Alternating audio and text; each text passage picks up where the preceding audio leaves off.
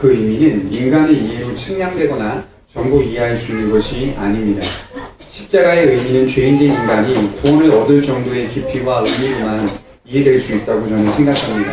말씀을 준비하면서 어떤 학자는 십자가의 의미를 분명하게 확실하게 알 수 있게 되는 시점은 영혼이라는 내막 속으로 들어가야 알 수 있다고 말했습니다. 다시 말해 십자가의 의미를 분명하게 알 수 있는 때는 우리가 영생을 누릴 때, 영혼 속으로 들어갈 때 십자가의 의미와 깊이를 이해할 수 있게 된다는 말입니다. 그만큼 십자가는, 그 십자가가 담고 있는 사건의 의미는 우리에게 매우 큰 엄청난 내용을 담고 있고 엄청난 의미를 주고 있다는 것입니다. 기독교 신앙은 십자가 사건을 중심으로 한 신앙입니다. 기독교의 전부라고 말할 수 있을 만큼 십자가 사건은 우리에게 매우 중요한 사건이요 내용입니다. 그럼에도 불구하고 그 의미를 온전히 이해하기 어려운 것이 바로 십자가 사건입니다. 그저 이 사건은 믿음을 가진 이들에게 믿음으로 받아들여지는 사건입니다. 믿음으로 수납하는 사건이죠. 이 사건에 대해 구체적인 어떤 의미와 가치가 우리의 이성으로, 우리의 생각으로 이해할 수 없다라는 것을 볼 수 있다는 것이죠. 우리 고린도전서 2장 14절에 보게 되면 이런 말씀이 있어요. 육에 속한 사람은 하나님의 성령의 일들을 받지 아니하나니 이는 그것들이 그에게는 어리석게 보이며 또 그는 그것들을 알 수도 없나니 그러한 일은 영적으로 분별되기 때문이라. 그러니까 육에 속한 사람은 하나님의 성령의 일들을 알 수 없고 성령의 일들을 믿을 수도 없다라고 말하죠. 여기서 더 나아가서 성령의 일들에 대하여 어리석게 보인다라고 말을 하고 있다는 겁니다. 그러나 육에 속하지 않고 영에 속한 자들은 이것을 믿음으로 받아들이게 된다는 거죠. 여러분, 다시 말해 십자가 사건을 볼 때에 육에 속한 사람과 영에 속한 사람이 있다는 것이겠죠.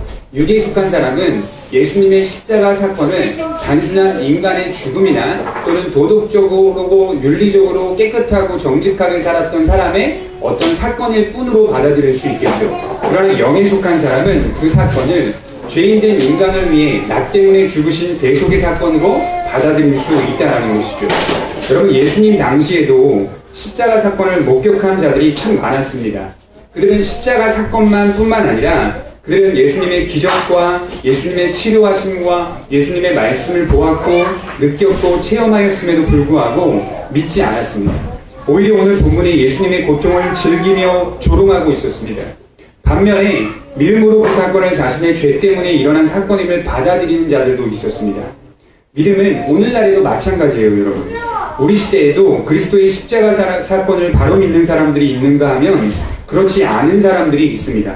이것은 성령을 통하여 한 사람의 심령 가운데 일어나는 믿음이요, 그런 면에서 하나님께서 우리에게 십자가 사건을 바로 이해할 수 있게 해주셨다는 것에 대하여 감사하지 않을 수 없습니다.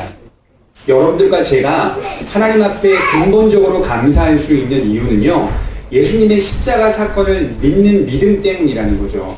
어떻게 이 사건을 믿을 수 있습니까? 인간의 이성과 이해로는 도무지 받아들일 수가 없는 거예요. 그럼에도 불구하고 성령의 역사하심과 성령의 인도하심으로 통하여 우리가 믿음으로 수납하여 그 사건을 온전히 받아들일 수 있다라는 것을 볼 수 있다는 것이죠.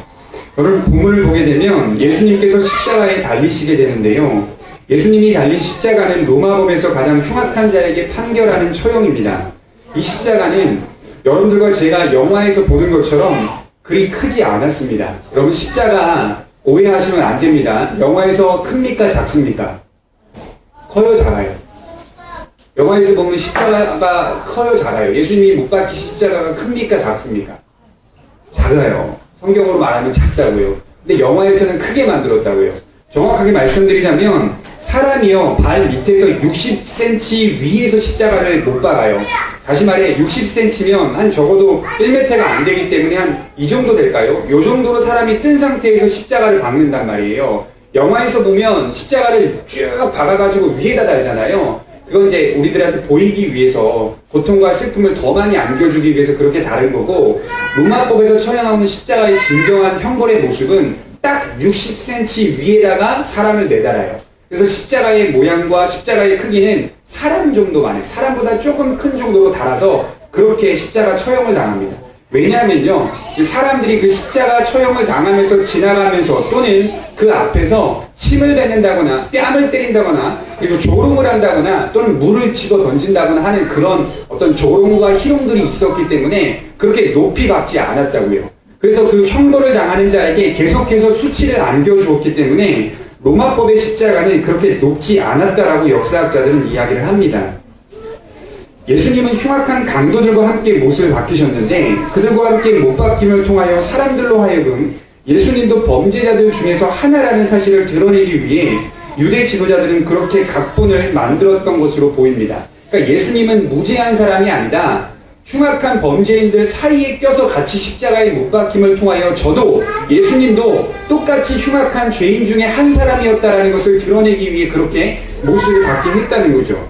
예수님의 머리 위에는 유대인이 왕이라는 명패가 적혀 있었는데 이 문장은 세 언어로 적혀 있었습니다. 하나는 우리가 잘 알고 있는 히브리어 및 아람어가 히브리어랑 비슷하거든요. 히브리어. 그리고 또 하나는 헬라어, 당시에 로마인들이 사용했던 헬라어, 또 라틴어로 적혀 있었어요. 이 세 언어가 한 명패 안에 유대인의 왕이라고 이렇게 적혀 있었습니다.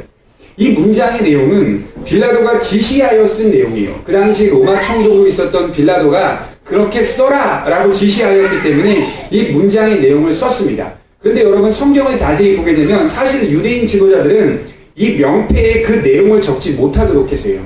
이런 내용 못마땅하게 여겼어요. 요한복음 19장 21절을 한번 찾아봅시다. 요한복음 19장 21절입니다. 그 증거가 나오는데요. 요한복음 19장 21절입니다.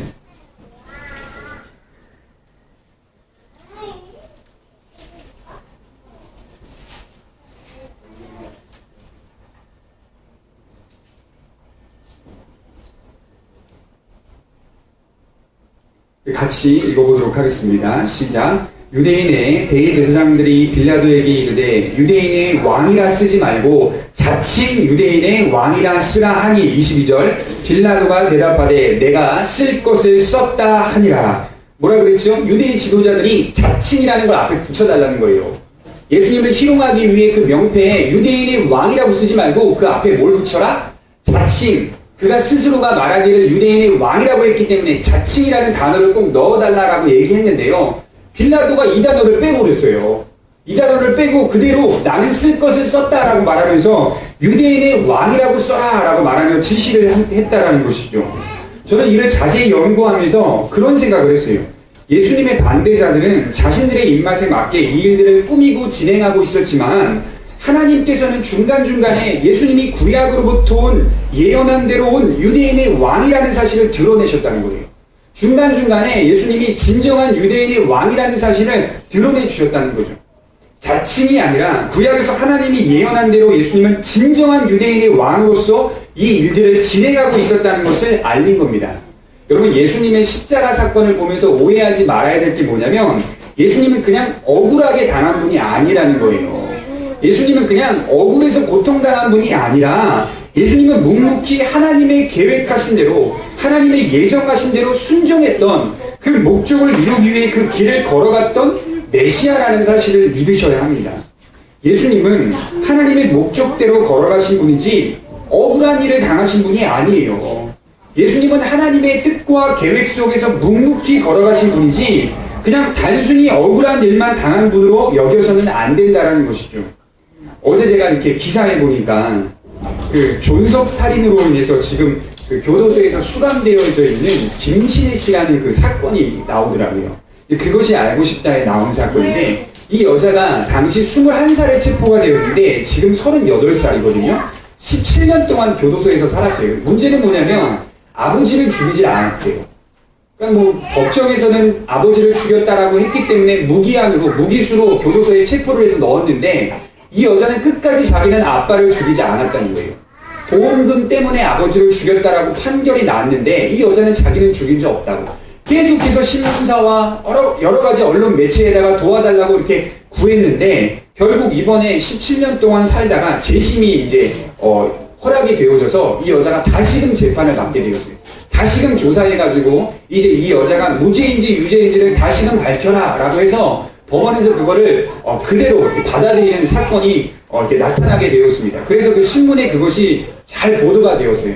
17년 동안 자신의 인생은 뭐가 됐냐 말이죠. 나중에 그게 결론이 나와가지고 무죄라고 한다 그러면 그 여자 21살에 들어가가지고 지금 38살인데 얼마나 불쌍합니까? 억울하게 고통당하다가 그냥 무죄로 풀려났다고 쳐보세요. 그 18년이라는 시간은 누가 보상해준다 이 말이죠. 너무나 안타깝더라고요. 제가 그 기사를 보면서 안타깝더라고요. 그 기사를 썼던 기자가요, 밑에다가 뭐라고 썼냐면, 내가 확신하노니 이 여자는 아버지를 죽이지 않았다. 당시에 경찰들이 머리끄댕이를 잡고 때리고 욕하고 발로 차고 억울하게 해가지고 힘으로 강압적으로 이 도장을 찍게 하고 막 여러 가지 진술서를 막 확보하고, 자기는 그런 적 없는데 그걸 때리고 패가지고 21살 정도 된 여자가 얼마나 심적으로 그 당시 어리기 때문에 얼마나 무서웠겠어요, 여자들이. 그러니까 경찰들이 욕하고 막 조롱하고 희롱하니까 이 여자가 무서워서 어쩔 수 없이 이렇게 도장도 찍게 되고 그런 일들이 있었나 봐요. 그것을 통해 자신이 억울하다라는 것들을 계속해서 이렇게 고하는 기사가 나왔어요. 기자가 절대 이 여자는 아버지를 죽인 적 없다라고 말하는 거예요. 제가 그 기사를 보면서 오늘 말씀을 준비하면서 이런 이야기를 해드리고 싶은 거예요. 예수님은 그냥 억울하게만 고통당한 분이 아니에요. 이 여자처럼. 억울함 속에서 고통당하다가 죽으신 분이 아니라 받아들이신 분이에요. 받아들이신 분. 나 억울하다라고 말씀하신 적이 없고 우리의 구원을 위해 하나님의 계획과 예정하심 속에서 묵묵히 그 목적에 따라 길을 걸어가신 분이라는 것이죠. 그래서 저는 오늘 말씀을 준비하면서 십자가에 달리신 예수님을 보면서 세 가지를 좀 생각해 보려고 해요. 첫 번째로 보면 예수님이 걸어가신 십자가의 길은 죄인들을 대속하기 위한 하나님의 방법이었다는 것을 믿으시기 바랍니다. 반대자들에게는 그것이 자신들이 계획하고 세운 각본이었지만 그 길은 나중에 알고 봤더니 하나님이 정해놓으신 길을 걸어가신 거예요. 하나님은 십자가를 대속의 조건으로 삼으셨습니다. 우리들을 구원하기 위한 조건으로 삼으셨다는 것이 십자가였습니다. 히브리서 9장 22절에 보면 바울이 이런 말을 했어요. 율법을 따라 거의 모든 물건이 피로써 깨끗하게 되나니 피 흘림이 없은즉 용서함이 없느니라 라고 말했어요. 바울은 구약에 나타난 피 흘림의 제사는 결국 신약이 뭘 얘기하고 있다고 했을까요? 예수님의 십자가를 예표하고 있다고 말했어요. 예수님의 피로 우리의 죄가 속죄된다는 것을 말했어요. 여러분 구약 성경에 보면 제사가 많이 나오잖아요. 비둘기도 잡고 양도 잡고 여러 가지 어떤 염소도 잡고 등등의 제물들을 바치잖아요. 그러한 제사들을 통하여서 장차 예수님께서 십자가를 통하여 피 흘릴 것이다라는 것들을 드러내고 있다는 것을 바울이 얘기하고 있어요.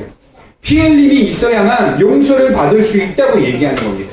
그 피 흘림은 불완전한 인간의 피가 아니라 완전하신 하나님이 인간의 몸을 입고 이 땅에 내려와서 흘리는 피라는 겁니다.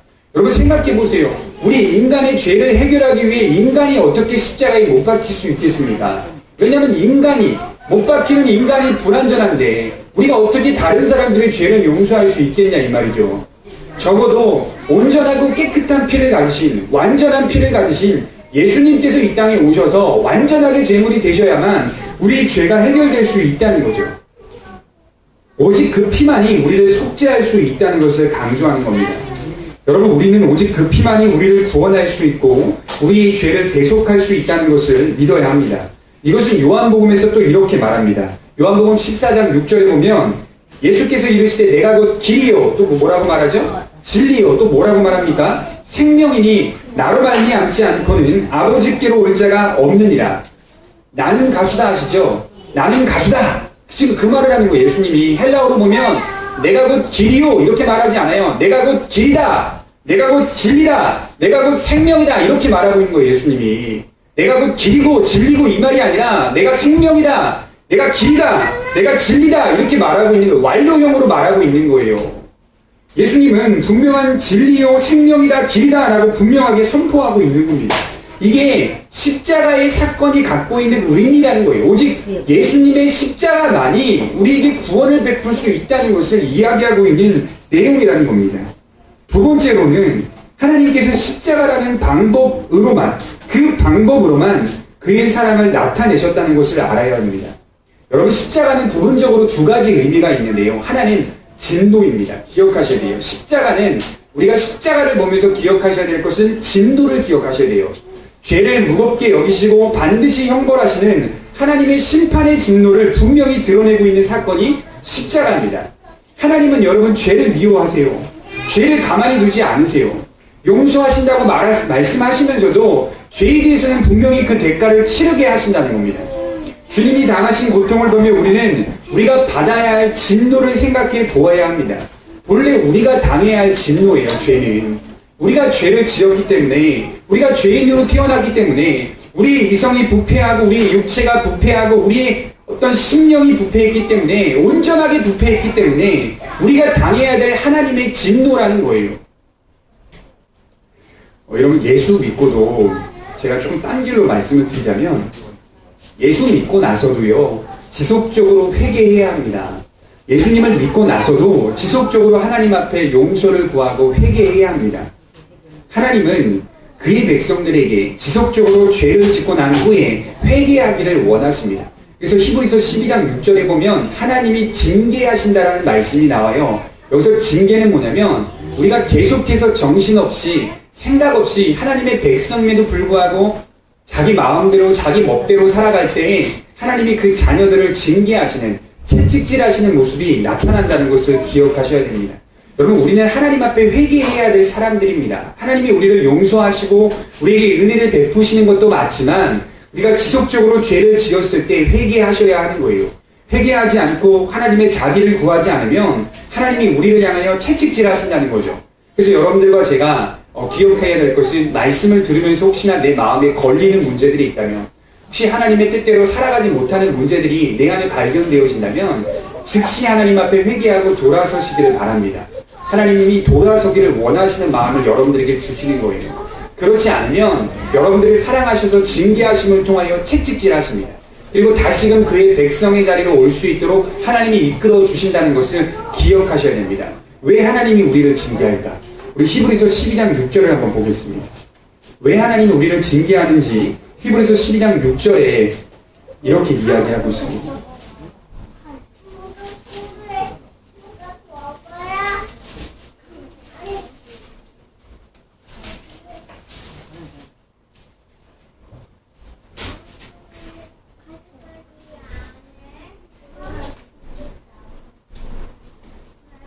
히브리서 12장 6절입니다. 6절, 7절을 같이 보겠습니다. 주께서 사랑하시는 자를 징계하시고 그가 받아들이시는 아들마다 채찍질하심이라 하였으니 너희가 참음은 징계를 받기 위함이라. 하나님이 아들과 같이 너희를 대우하시나니 어찌 아버지가 징계하지 않는 아들이 있으리요. 어찌 자신의 자녀를 그냥 가만히 둘 수 있는 부모가 있냐 이 말이죠. 자신의 자녀가 하나님의 뜻대로 올바로 나아가지 못하고 있는데 어찌 아버지가 그 모습을 그대로 두고 볼 수 있냐 이 말이죠. 여러분, 자녀가 도둑질해 옵니다. 잘했어라고 말하는 부모 있습니까? 자녀가 부모님의 넥타이를 훔쳐옵니다. 자녀가 부모님의 귀걸이를 훔쳐옵니다. 잘했어라고 말하는 부모가 있습니까? 자녀가 머리를 씁니다. 계산합니다. 손해보지 않으려고 합니다. 이익만 취하려고 합니다. 어찌 부모가 그것을 보고 가만히 둡니까? 진정 부모라면 자녀를 채찍질해야 되는 거예요. 너 잘못했지, 너 지금 하나님의 뜻대로 살지 못하고 있는 거지 라고 말하면서 올바른 길, 정도의 길을 걷게 해 주어야 한다는 것이죠. 하나님이 그의 사랑하시는 백성들을 그렇게 징계하신다는 거예요. 그가 하나님 앞에 철저히 회개할 수 있도록, 하나님을 전폭적으로 신뢰하고 지지할 수 있도록 우리의 삶을 그렇게 인도해 가신다는 겁니다. 징계 안에는 뭐가 있냐면요, 사랑이 있습니다. 사랑. 징계 안에는 하나님이 우리를 사랑하신다라는 증명과 증거가 있습니다. 진노도 마찬가지예요. 예수님이 십자가의 진노를 보면서 우리가 기억해야 할 것은 그 진노를 잠재우는 뭐가 있다? 사랑이 있다. 그 진노를 잠재우는 사랑이 있다는 것을 기억해야 합니다. 어떤 분들은 그럽니다. 십자가를 바라보면서 진노만을 생각하는 사람들이 있어요. 벌벌 떨어요. 무서워서. 그 사람 아주 믿음이 올바로 이해되지 못하고 있는 사람이에요. 십자가는 두렵고 무섭기도 하지만 그보다 그것을 뛰어넘는 사랑이 존재하고 있는 거예요. 진노를 잠재운 하나님의 사랑이 존재하는 겁니다. 그의 백성을 살리기 위해 예수님은 자신이 죽으셔야 했습니다. 무엇 때문에 그렇게 자신을 희생하는 겁니까? 무엇 때문에 희생한 겁니까? 사랑 때문이에요. 사랑. 로마서 13장 10절에 보면 사랑은 이웃에게 악을 행하지 아니하나니 그러므로 사랑은 뭐의 완성이다? 율법의 완성이니라 라고 말씀하고 있습니다. 바울은 예수님의 십자가 사랑을 향하여 이것이 사랑의 완성이라고 말했습니다. 사랑의 극치, 바로 예수님의 십자가의 사랑이라고 말했습니다. 묻고 싶어요, 여러분. 사랑이 끝이 있을까요? 여러분, 사랑이 끝이 있을까요? 없죠. 인간의 사랑도 끝이 없는 것처럼 보일 때가 있습니다. 사랑이라는 단어는 원래요, 본래적으로 초월적인 단어예요. 지금 잠깐 끝나는 단어가 아니라 사랑, 평화, 진리, 생명 이런 것들은요, 끝이 있는 단어가 아니라 본래 굉장히 초월적인 단어예요. 눈에 보이지 않지만 분명히 있는, 과학적으로 계산하여 드러내고 나타낼 수 없지만 분명히 있는 것이 바로 사랑입니다. 여러분, 사랑 과학적으로 증명해낼 수 있으십니까? 여러분, 평화 과학적으로 눈에 보이게끔 만들어낼 수 있습니까? 없잖아요. 그럼에도 불구하고 평화와 사랑이 이 땅에 존재하고 있잖아요. 그렇죠? 마찬가지로 이게 초월적인 단어이기 때문에 그런 거예요. 사랑은 본래 끝이 없는 의미로 이해되고 사용됩니다. 그러나 이 끝없는 사랑을 아무리 추구하여도 역시나 인간이 가지고 있는 사랑도 불완전한 인간 안에서 이루어진 것이기 때문에 끝이 있습니다. 그러니까 우리가 사랑을 많이 베푼다 하더라도요, 우리의 사랑은 끝이 있어요. 아무리 초월적인 단어를 막 써요. 내가 당신을 사랑해요. 남자가 여자랑 결혼할 때 자주 쓰는 말, 내가 당신을 사랑합니다. 내가 영원토록 당신 사랑해요. 결혼하고 나서 물론 사랑하겠지만 결혼하고 나서 봤더니 연애했을 때의 그 사랑의 정도와 다르게 결혼하고 났더니 진짜 당신 나 사랑해? 이렇게 여자들이 확인하잖아요. 왜 그럴까요? 불완전한 인간이 아무리 초월적인 단어를 막 쓴다 하더라도요, 우리 안에서는 그것이 초월적인 단어로 받아들여지지가 않는 거예요. 하나님만이 이 초월적인 단어가 온전히 이루어질 수 있는 영원한 사랑이라고 성경은 얘기하고 있다는 것이죠. 그걸 성경이 뭐라고 말하냐면 예수님이 사랑의 뭐다? 완성이다 라고 해요. 완성. 우리는 완성시킬 수 없는데 예수님은 이 초월적 단어를 완성할 수 있다는 거예요. 주님의 사랑은 진정으로 끝이 없고 완성될 수 있는 사랑입니다. 여기서 사랑이 끝없다는 것은 그의 백성들이 그의 사랑 안에 들어오게 되면 끝없이 그를 놓지 않는다는 그 사랑의 의미를 말하는 거예요. 또한 그 사랑을 하신 바로 그 주님이 우리의 삶을 이끌어 가신다라고 성경은 얘기합니다. 여러분, 아무리 멋진 로봇을 선물로 받아도 완성시켜 놓지 않으면 볼품 없습니다. 제가 오래전에 어렸을 때를 생각해 봤더니 좋은 로봇을 제가 선물로 받아가지고 그 선물을 딱 꺼내 봤더니 이제 조립해야 하는 로봇인 거예요. 건담 아시죠? 건담이나 이런 것들. 이거 굉장히 만들어 놓으면 예뻐요. 문제는 뭐냐면 만들어 놓지 않으면 안 예쁘다는 거죠. 만들어 놓으면 예쁘고 만들어 놓지 않으면 안 예쁘다는 거죠. 그래서 제가 조립을 잘 못하기 때문에 진 집사님한테 맨날 도와달라고 어렸을 때 이렇게 했어요. 설명서를 봐도 전 잘 모르겠어요. 막 제가 만들면 꼭 팔 하나가 안 껴져요. 또 제가 막 만들면 발 하나가 안 껴지는가. 뭔가 하나가 안 껴져가지고 완성되긴 해요. 근데 뭐가 하나가 안 껴져요. 그럼 이 웬걸 뭐 하나가 없으면 이게 굉장히 볼품이 없어요. 아무리 예쁜 로봇이라도. 마찬가지예요. 인간이 아무리 애를 써도 사랑을 아무리 이야기해도 인간이 드러내고 나타낼 수 있는 사람은 뭔가 하나가 부족해요. 뭔가 하나가 빠져있단 말이에요. 볼품이 없어요. 그러나 예수님의 사랑을 소유하고 예수님의 사랑을 온전히 이해하게 되면 예수님의 그 사랑이 완전하게 그 사랑을 만들었다는 것을 깨닫고 알게 된다는 거죠. 미완성의 작품이 아니라 완성된 작품이라는 것이 예수님의 사랑이라는 것을 성경이 얘기합니다. 우리 요한복음 13장 1절을 한번 보겠습니다. 요한복음 13장 1절입니다.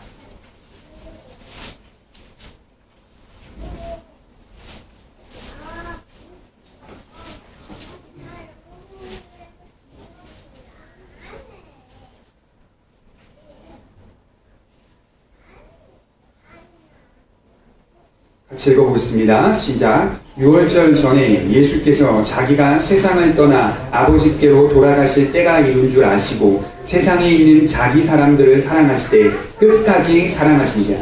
자기 사람들을 어떻게 사랑하시겠다고 하십니까?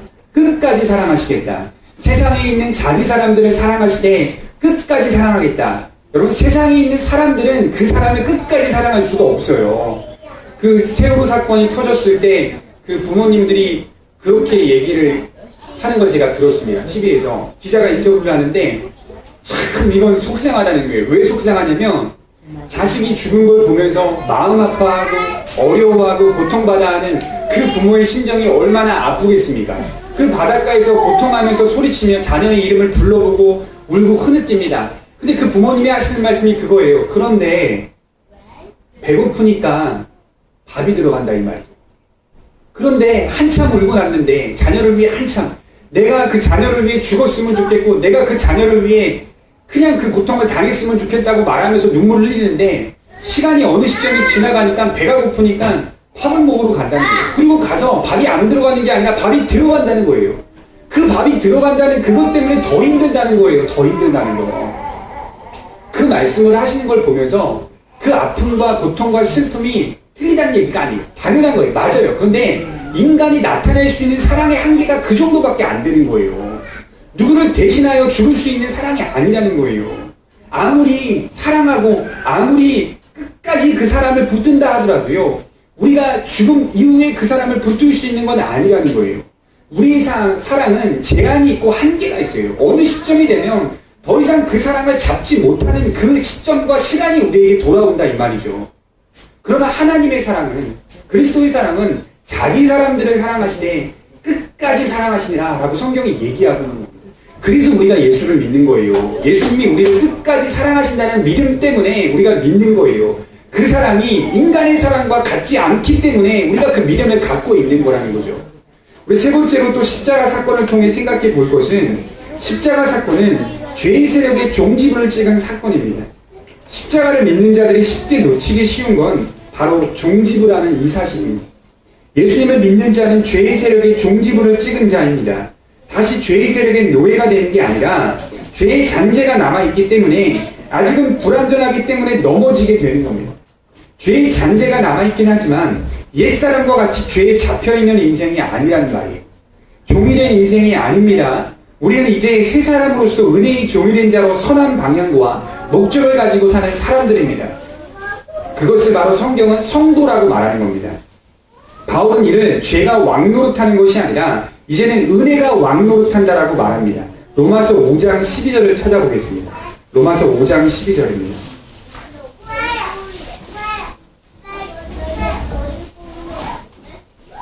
로마서 5장 21절입니다. 12절이 아니라 21절입니다.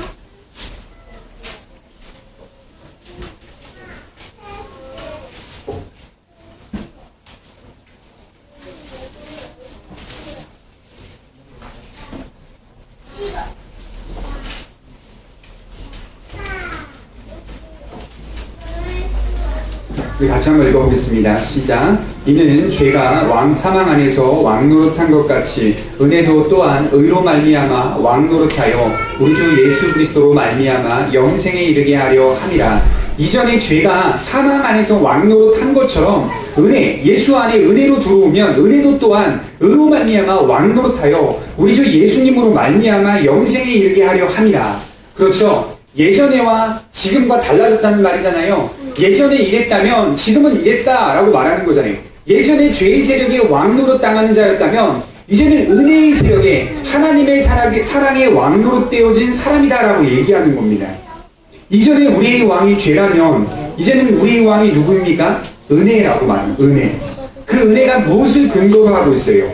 바로 십자가 사건을 근거로 하고 있습니다. 이것을 바로 하나님의 의라고 말하는 겁니다. 예수님의 의라고 말하는 거예요. 그 의를 붙잡고 우리는 영생 안에서 달려가는 겁니다. 우리의 의지와 모습이 당장에 변화된 것은 아니지만 그분의 의와 다른 말로 말하면 십자가의 은혜를 붙잡고 달려갈 때에 우리는 온전하게 회복되어 가는 겁니다. 예수님은 이러한 죄의 세력의 종지부를 찍으셨습니다. 종지부. 과거, 현재, 미래의 모든 죄를 해결하셨습니다. 그분의 능력과 공로가 그렇다는 거예요. 그러니 여러분 무언가를 더해서 구원받을 수 있다고 해결받을 수 있다라고 생각하는 그 생각을 버리셔야 돼요. 내가 무언가를 해서 구원받을 수 있다. 내가 무언가를 더해서 뭔가를 이룰 수 있다라고 생각하는 그 생각을 버리셔야 되는 거예요. 무언가를 더해서 받을 수 있다는 생각을 하게 되면 우리는 우리의 구원을 올바로 보지 못하게 되는 결과로 나타나게 되는 거예요. 우리가 무언가를 더해서 뭔가를 구원받을 수 있고 영생을 취할 수 있다라고 생각하면 불안하게 되는 거야. 불안하게 되는 거야. 자꾸 뭘 해야 되니까 불안한 생각만 더해지는 거예요. 로마서 8장 38절에 보게 되면 로마서 8장 38절을 한번 보세요. 바울이 확신한다는 말을 여기서 이렇게 쓰고 있어요. 로마서 8장 38절입니다. 확신이라는 단어를 이렇게 쓰고 있어요. 한번 보세요. 38절과 39절입니다. 내가 확신하노니 사망이나 생명이나 천사들이나 권세자들이나 현재일이나 장래일이나 능력이나 높음이나 깊음이나 다른 어떤 피조물이라도 우리를 우리 주 그리스도 예수 안에 있는 하나님의 사랑에서 끊을 수 없으리라. 뭘 확신한다는 말입니까? 바울이 지금 뭘 확신한다는 거예요? 이 페페이스마이, 헬라어로 이 페페이스마이는 내가 내적인 확신을 가지고 있다. 내가 내적으로 분명히 부여잡고 있는 게 있다. 내가 내적으로 분명히 의존하고 있는 게 있다. 뭘 의존한다는 거예요? 뭘 확신한다는 거예요? 그리스도의 십자가를 의존한다는 거예요. 그 십자가 때문에 내가 구원받는 사람이라는 것을 확신한다는 거예요. 내가 그 사랑 안에서 끊어지지 않는 사람이라는 것을 확신한다는 거예요. 예수님을 믿으면 확신은 따라와야 되는 겁니다. 아셨죠, 여러분? 확신이 있었다 없었다라고 말하는 게 아니에요. 그러면 불안한 거예요, 지금도. 그러면 그 사람 구원 받았다고 말할 수 있는 사람이 아니라고요. 내가 구원 받았을까? 받지 못했을까? 이런 불안함 속에 있는 사람은 그 사고방식 자체가 내 노력과 내 행동과 내 방법을 통해서 이룰 수 있다고 생각하고 있는 밑바닥이 깔려 있는 거예요. 이걸 성경이 뭐라고 말하냐면 불신이라고 말해요. 불신. 예수님을 안 믿는 거. 예수님을 진정으로 믿고 있다면 확신은 따라오게 되어 있어요. 바울처럼. 내가 확신한다. 하나님의 사랑에서 끊어지지 않는다는 것을 내가 확신한다라는 믿음이 있어야 합니다. 여러분, 믿음이 불안하십니까? 불안하다면 어떻게 그게 믿음입니까? 불안하다면 어떻게 믿음을 가질 수 있냐 이 말이죠. 불안이 어떻게 믿음이 될 수 있냐 이 말이죠. 믿음은 불안해서는 안 되는 거예요. 그렇기 때문에 믿음인 거예요. 우리가 예수 믿는 걸 불안하다고 하면 그건 믿음이 아니죠. 예수님을 왜 믿어요? 불안이 없어지기 위해, 불안이 해소되기 위해 믿는 거 아닙니까? 여전히 불안하다면 그건 믿음이 될 수 없는 거예요. 여러분, 죄송하고 안타까움은 있을 수 있어요. 우리가 하나님의 나라 가는 순간까지 우리가 죄송하고 안타까움은 있을 수 있어요. 하나님 죄송합니다. 하나님 자꾸 넘어집니다. 하나님 자꾸 안타깝습니다. 내 인생이 자꾸 하나님의 뜻대로 가지 못하는 것 같습니다. 라는 죄송한 마음과 안타까움은 있을 수 있지만 불안해서는 안 되는 거예요. 불안해서는 안 되는 거예요. 그래서 우리는 날마다 은혜로 나아가게 되는 겁니다. 왜냐하면 이 구원은 우리가 만든 게 아니라 그 은혜가 우리를 만들어가고 붙들어가기 때문이죠. 힘들 때마다 생각해 주시기 바랍니다. 나를 위해 그렇게 사랑을 보이신 그분이 어찌 나를 버리시겠는가? 나를 위해 목숨까지 내어놓으신 그분이 어찌 나를 내버려 두시겠는가? 그래서 우리는 힘을 얻을 수 있는 것입니다. 마지막으로 저는 이런 말씀을 드리고 싶습니다. 버릴 것이라면 애초에 사랑하지도 않았습니다. 여러분, 버릴 것이라면 애초에 예수님이 여러분들을 사랑하지도 않았을 것입니다. 그 믿음을 분명히 마음에 품고 살아가시기를 예수님의 이름으로 축복합니다. 기도하겠습니다. 말씀을 생각하면서